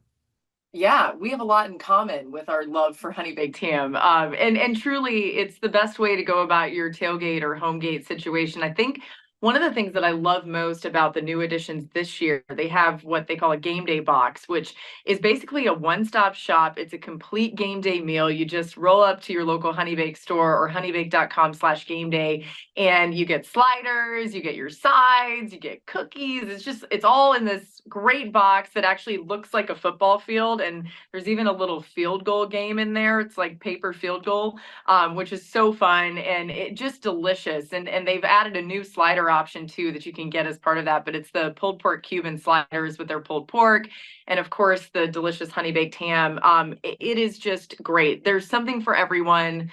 I love the sandwich platters, just so many great options for your tailgate or home gate. And the thing that you can always count on is that it's going to be delicious. So you're not sacrificing any of the quality for the convenience, and it's just always a crowd pleaser. Absolutely is. Personally endorse to the ends of the world. I absolutely would. Big fan. Last weekend, or actually, well, this weekend, let's talk about your alma mater, Florida. You were there for the opener against Miami. Fortunately, hopefully, you were on the move for that game. Didn't necessarily have to stick around too much, but you were in Lexington last week when Kentucky got just destroyed by South Carolina. Dating back to last year, SEC Nation is 0 for 5 in its last 5 on-campus visits, with 4 of those losses coming by at least 24 points. Why are you guys jinxing SEC teams? We did not want that to get out there, but I have been starting to feel badly about it. At first, we were kind of joking and we're like, oh, maybe there's a curse. And then we're like, no, couldn't be. And after what happened last week, and this is no offense to South Carolina, because I think they were probably better than we all thought. And they have really good defensive players, especially in the D line. And I'm excited to see what Lenora Sellers can continue to do. But my goodness, to think that Kentucky would show up and play so poorly and all of that. I mean, that one felt like truly it could have been our fault. I don't know. It's so bad. And hopefully it ends. Like, it needs to end this week. We're going back to Gainesville Florida's going to have to beat Texas A&M, which is a tall task. But yeah, it's been pretty interesting. I mean, college football so far this year has been fascinating. I think even in the SEC, there's still a lot of question marks about some teams that we thought would be a little bit better, and then maybe some teams that have surprised some people. Tennessee would come to mind as a team that I think people thought was a fringe chance to make the playoff.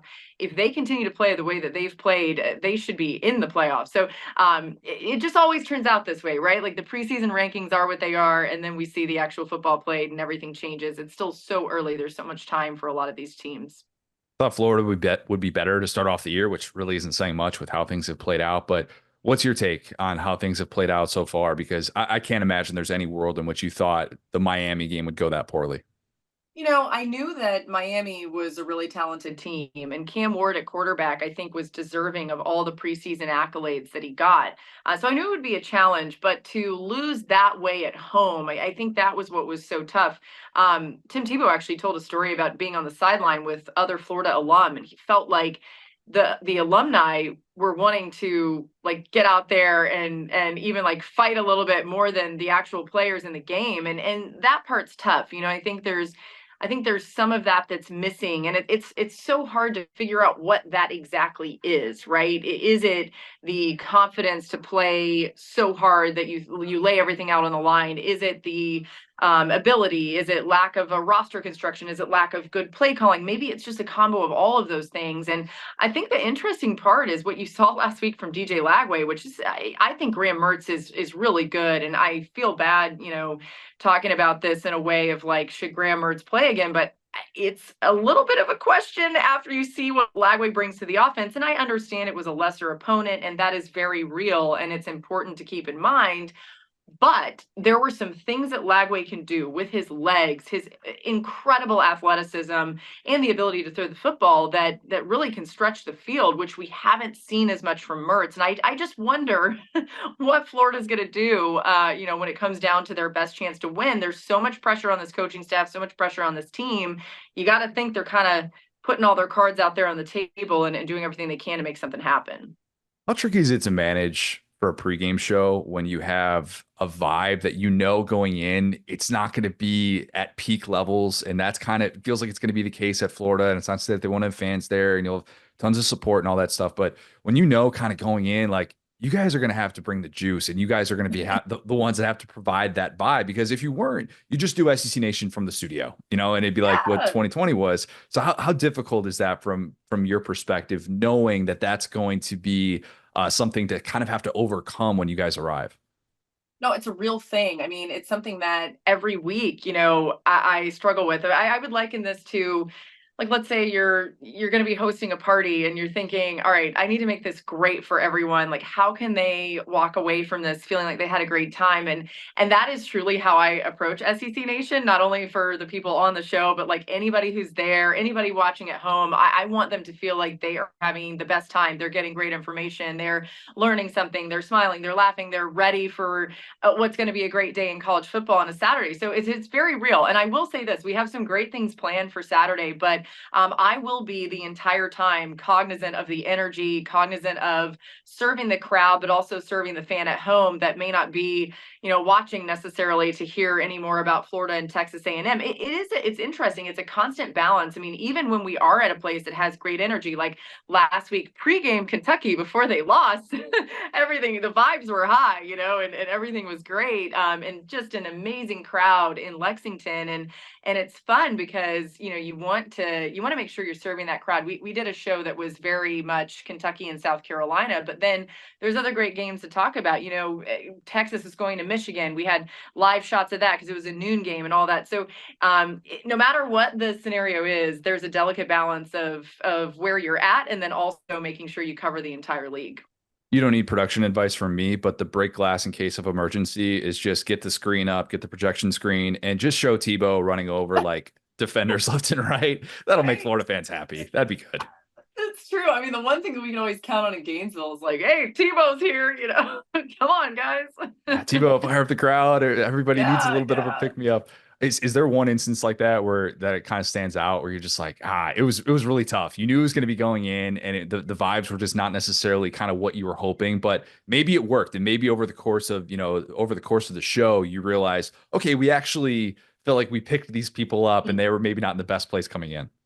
Yeah, that's a great question. And interesting because no one's ever asked this before, but we had a show, I believe this was last season, and I could be wrong because honestly, my brain is scrambled eggs, but I think it was last season where week 2, maybe it was the season before, but anyway, one of these times, week 2, we were scheduled to be at Vanderbilt. And that was, where we had said we were going. And so we're going to stay committed to that. But then there were other great games happening. There was one that was happening in at Florida, and then there was another that was at Texas. So it must have been Alabama at Texas. So that's how to know what year this was.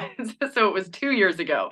And we felt like, so at that point, Texas wasn't in the SEC. So we couldn't go there because we could only go to SEC schools. But we felt like we needed presence at these different spots. So we said, let's try something creative. The main set, which was me and a couple of the other analysts, we were going to be in Nashville. Then we sent Tebow with Joe Tessitore and Greg McElroy because they were there calling the game. We sent them to Florida. And then we had Roman Harper at Texas. And we were like, this is great. We've got the whole league covered. This is massive. And it just didn't work. We had technical issues, and that happens in live television. I mean, as much as we have great people in our production crew, but it's just hard to make all this work, right?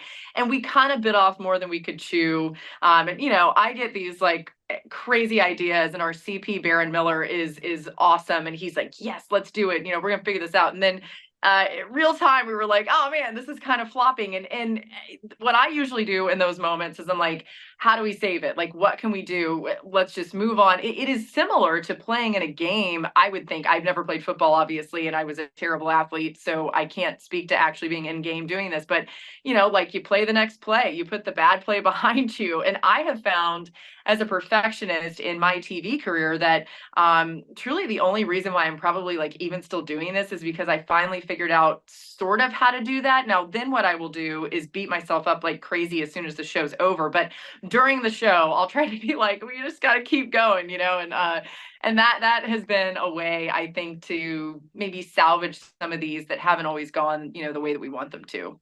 Have you had an oh crap moment on air? Besides that, it's if feed's cut, that stuff happens, but an oh crap moment where you're like, I don't know what's about to come out of my mouth. Things have just gone horribly wrong over the course of the last 3 seconds.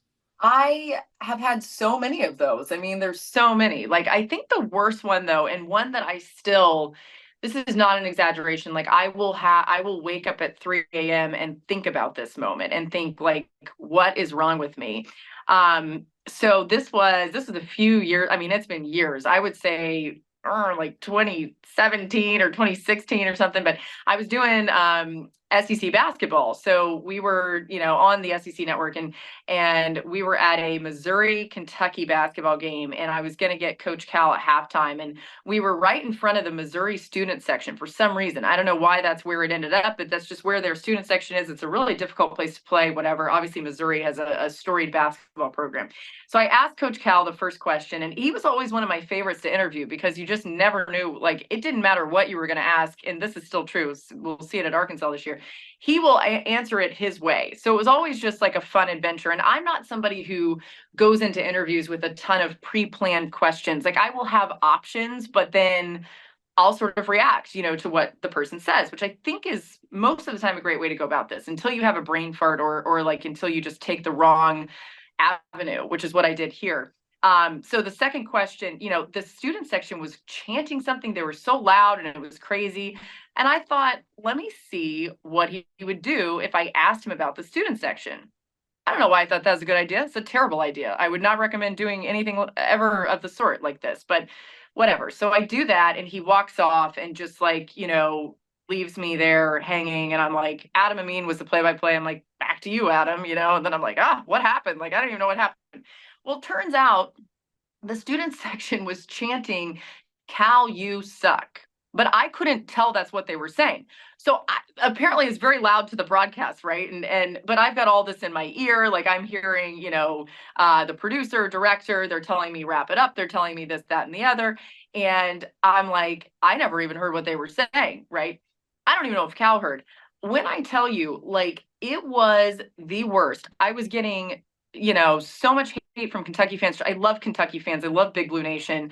And I don't blame them for this hate. Like, that was a dumb question and should not have been asked.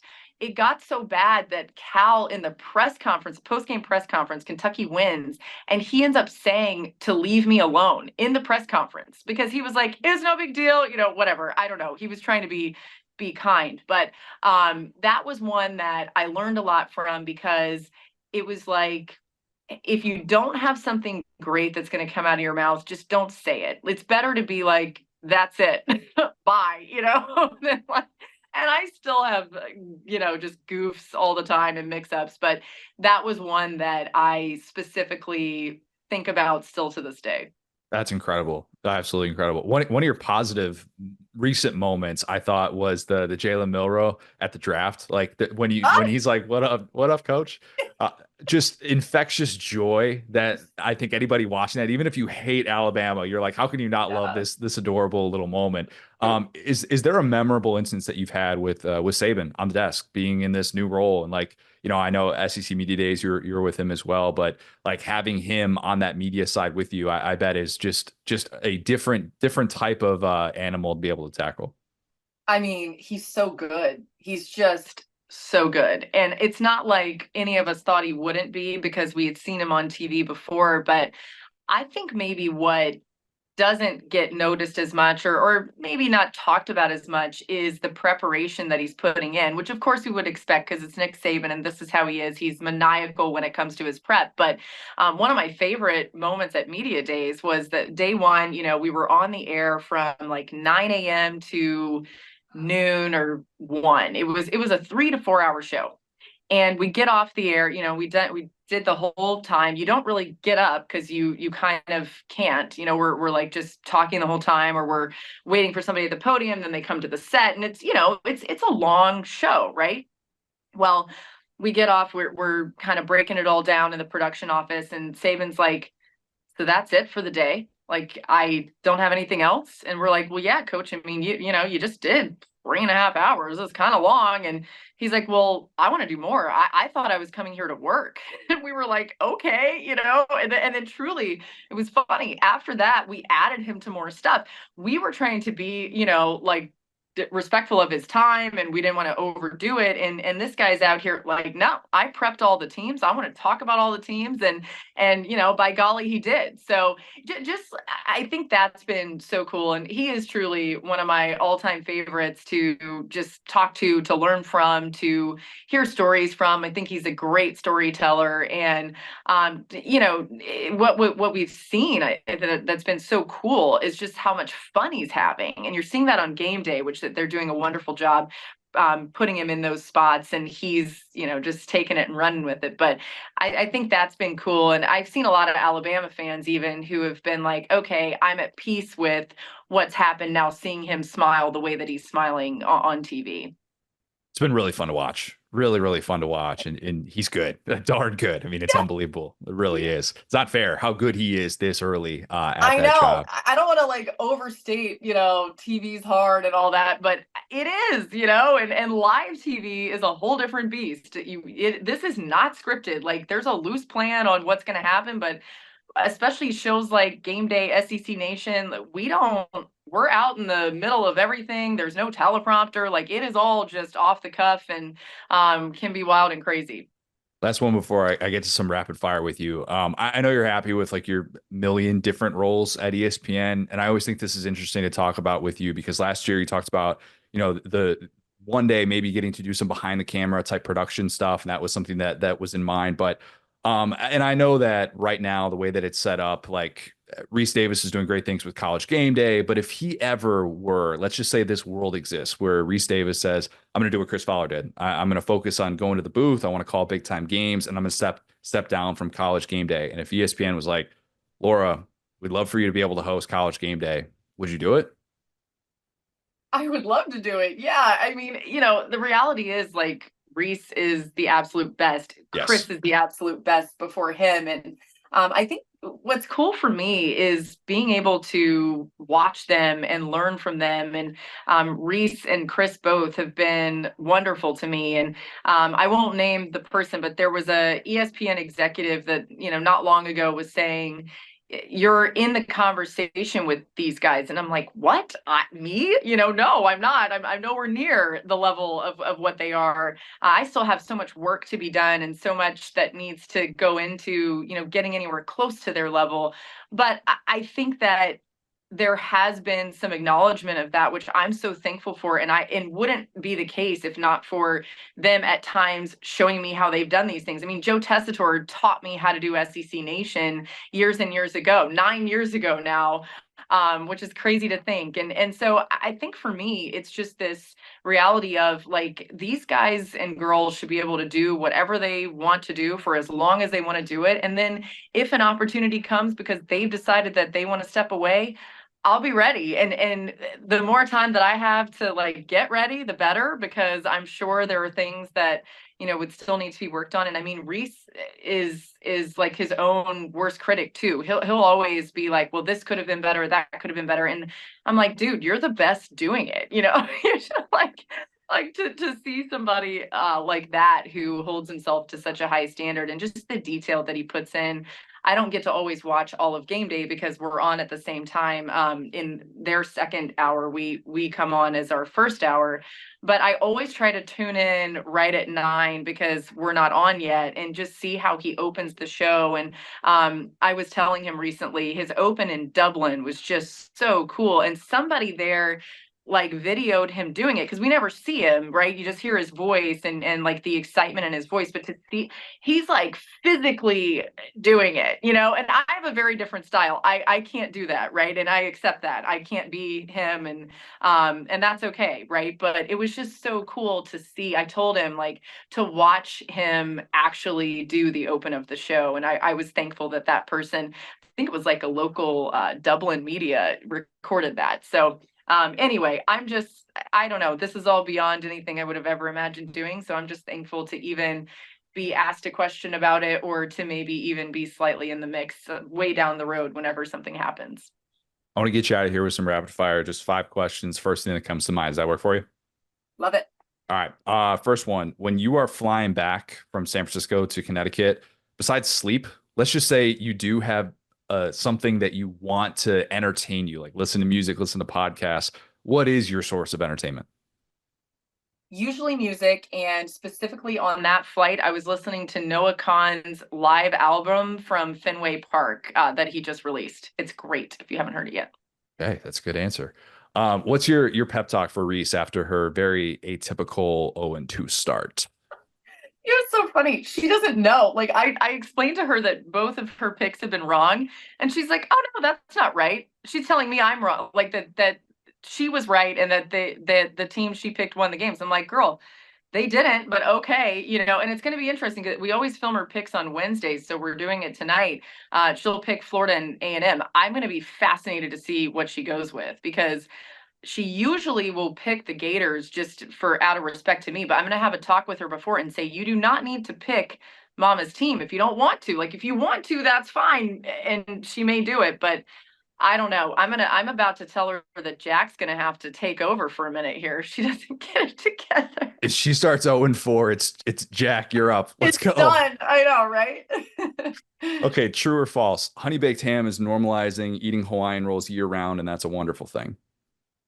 True. And Yeah. I am somebody who loves Hawaiian rolls to the point that like I'll just eat them out of the pack. But what Yes. I found with Honeybaked Ham is that they are better with ham and Swiss or turkey and cheddar or pulled pork and ham and Swiss and pickle, so true. Okay. That was a softball. These last two are not softballs, I promise.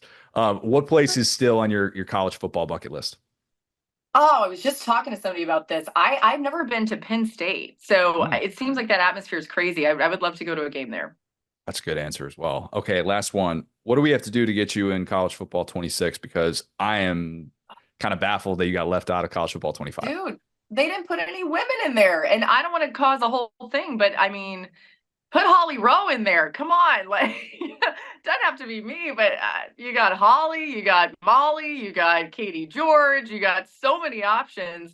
And I don't know what happened with that. So I think they're going to rectify that next time around. Fingers crossed they do the right thing. They need to. They absolutely need to. Laura, love that you ran it back with Honeybaked Ham. Everyone should go check out all their game day offerings. You really cannot beat it. I cannot endorse it enough. Thanks again, and hope to be able to do this soon.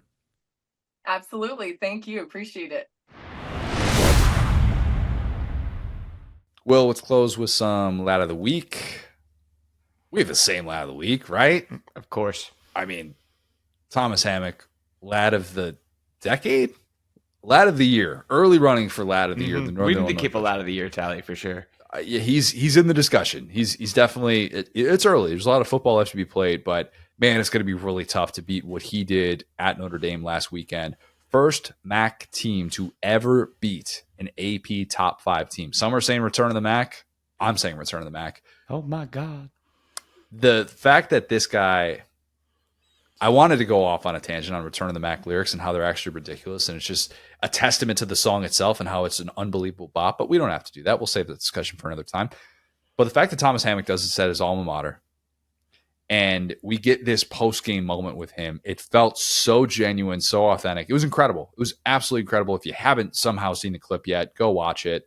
I mean, the guy is just in tears and he's talking about, they believe they didn't need any luck. I told him, you play your game, you're going to be able to come in here and win. And it was one of those moments where you're just like, how can you not be romantic about college football? Like what I love is that a win like that instantly puts him in the national spotlight. And I'll be honest, look, I cover the sport nationally. I'm originally from the state of Illinois. Mm-hmm. Could I have told you anything about Thomas Hammock before that Notre Dame game? Nope. Okay. But since that victory, he's gone on a bunch of different shows. He's went on Pardon My Take. He's, doing interviews with CBS Sports. I think he's on McAfee. Like he's been all over the place. And for those just saying, that's what you do, you're just capitalizing on your 15 minutes of fame, we'll forget about you. Yeah, I get that. But you also owe it to your program. You owe it to yourself to soak in that spotlight because those opportunities do not come around very often. And again, for a MAC school, they come around never.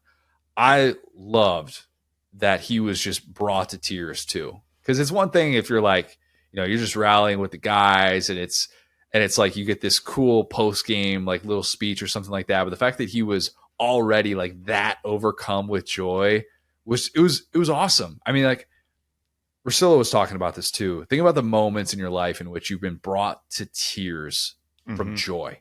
I thought of it before because I think it's a good exercise for anybody to do. And I've had 4 moments that's happened to me. Clinching a trip to state with my high school baseball team. My brother, our all-state first baseman, made a grab over the railing. That still gives me chills just thinking about it. It's incredible. Wedding day. It's an obvious one. Cubs winning the World Series. Another obvious one. And then Claire being born. Like, those are the 4. Those are the 4 where just like the joy is just exploding and you just like, you savor this and you don't know how you're going to react in these moments in life. And the fact that he was that vulnerable, I loved every second of it. And even if you're a Notre Dame fan, I think you watched that and went, dang, that's pretty awesome, man. It's pretty awesome. Yeah. I fully agree. I mean, I think so much about this matters, right? To your point about like what we know about NIU, he's the running back that actually came before Michael Turner. Turner the Burner. My dad sold him a car back in the day. True story. Oh, that's fire. Yeah. See, there you go. So there's your correction point. So yeah, it was funny because I was like, this guy must have like played like after, but I forgot that like that's just like how life works. Like again, we're getting a little bit older. It's like, no, that guy actually played before Michael Turner. And love a chunky head coach. On a more serious note, I think it is important to have like black head coaches or people of color coaching. And so it's really cool to see a guy who played there, you know what I'm saying? And this is his home. And, he's led them to, success. They've had, a 9-win season, it made like Cure Bowl. They've kind of been, not as great as kind of like that 2010s era, but that was just a very special player in Jordan Lynch time. Yeah. That's what I was going to say. The gap between Michael Turner and Jordan Lynch is like kind of what we don't know, but he was right around there with Turner. So point being, and going and like winning the MAC in 2021. And it just feels like this is kind of the dream situation where you have a guy who played, for this school, didn't exactly get it in the, in the NFL, was kind of bouncing around, right? And got and we see these paths all the time, right? It's very rare for an African-American head coach to have the chance that Marcus Freeman had. And that's why it's actually pretty crazy that these two guys are on the same field, because usually it is the guys like a Billy Napier that would get those chances, younger, like Caucasian looking guys. So point being, it's super duper cool to see that level of joy, of that unfiltered joy, where you see at the top levels of the sport when you have these guys that are a little bit more robotic, or if they are excited, it's often more about, a higher power or about something like that. Whereas, this dude is just so overcome with happiness that all of his efforts led to this moment. The fourth down call that resulted in a touchdown. Again, it's so interesting because Notre Dame, I know we all got very used to rooting against them for our whole lives, and specifically with Brian Kelly, because they were just good enough to kind of cost our team's chances to do things. But this Marcus Freeman tenure is going to be a very interesting thing, right? Because it's like, well, we were told this is the guy that was going to come in and win the big game. And now it's like, well, he's losing to two MAC teams. Like, what are we going to do here? So, yeah, this is just this matters. Like, this win really matters. I think it matters in the trajectory of NIU, who has a former player at the helm who can now recruit off of this. Like, there was a joke about, they have a recruiting thing that was like, hey, send us your tape. And, someone was like, wow, Notre Dame got beaten by a team that's, recruiting on Twitter. And it's like, yeah, this really does matter when you factor in that they showed they could compete on that level. Guys might start checking for NIU in a way that they haven't since kind of the 2000s. And then on the other end, it's like, what does this mean for Marcus Freeman, where they just have these bizarre losses that are just you beat A&M and everyone feels like this is the game that Brian Kelly would have lost, and then you lose the game that he would have won. So Notre Dame just feels like they're kind of in a treadmill no matter who's there. But I love the confidence to think that they were past all this. And in fact, you have one very jolly lad standing in their way. And boy, was he blocking that path on Saturday. It was, yeah. I mean, just such a, it's crazy to think that you can get that in week 2 of a college football season. And without everything that's going on with NIL, transfer portal, playoff expansion, revenue sharing, all that other stuff, to get a moment so authentic. And for a group of 5 team that has to deal with that on a yearly basis, guys are getting poached.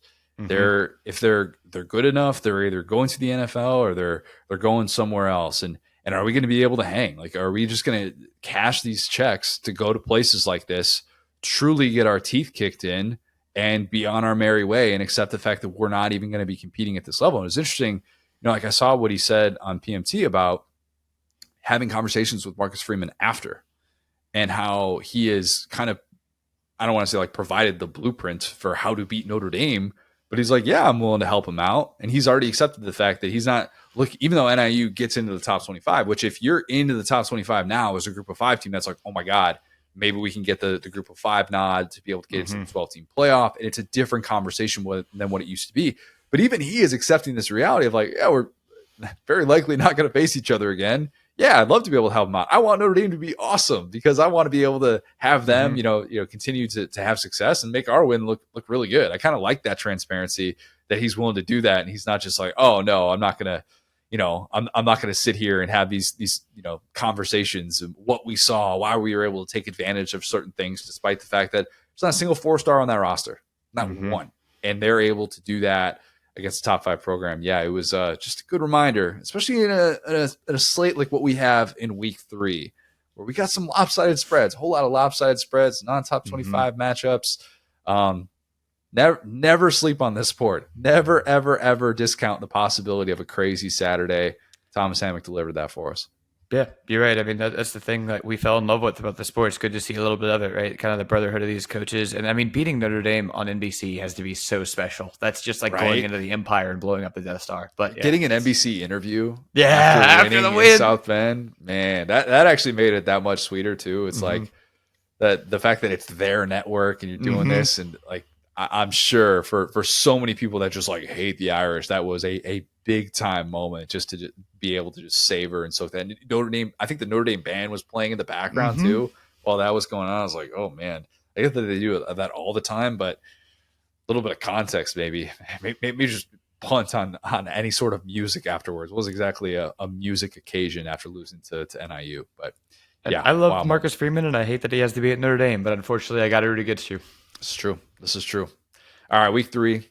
If you have not, please leave us a 5-star review. Subscribe to our YouTube channel. We have so much stuff. We have all of our matchup breakdowns on our YouTube channel. So if you're like, hey, I kind of just like to be able to listen to my team, go listen, go watch our YouTube breakdowns of every single game that we talk about with our preview pods that we can do. You talk about all of our content, all of our interviews and stuff. Saturday Down South on YouTube. Let's get that up to 5,000 subs. Love to be able to get that within the next week or so. If you have not already done so, please also follow us on Twitter at the STS Pod, at Set Down South, at CJ O'Gara, at Go So Hard. Thanks, guys. Talk soon.